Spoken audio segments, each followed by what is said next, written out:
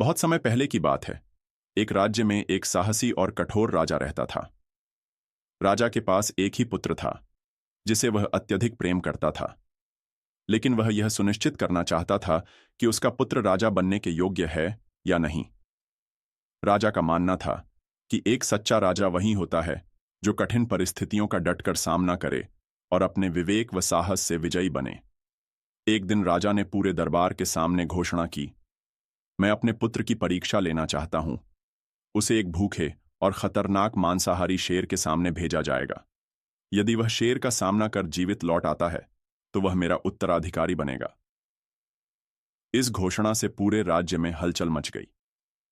हर कोई सोच रहा था कि राजा इतना कठोर निर्णय क्यों ले रहा है, लेकिन राजकुमार ने इस परीक्षा को स्वीकार कर लिया।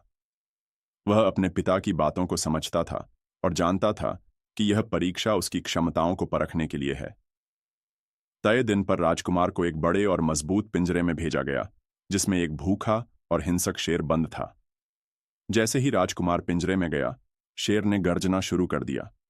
पूरी प्रजा यह देखने के लिए उत्सुक थी कि राजकुमार कैसे इस चुनौती का सामना करेगा।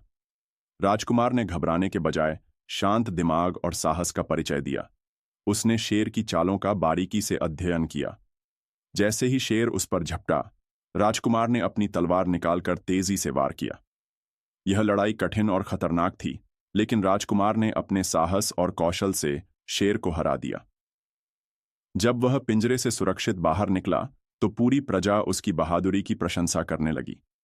राजा ने गर्व से कहा, आज तुमने सिद्ध कर दिया कि तुम एक सच्चे योद्धा और योग्य राजा बनने के काबिल हो। एक राजा को न केवल साहसी बल्कि बुद्धिमान और धैर्यवान भी होना चाहिए।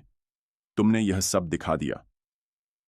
इस घटना के बाद राजा ने अपने पुत्र को अपना उत्तराधिकारी घोषित किया और राज्य में खुशी का माहौल फैल गया।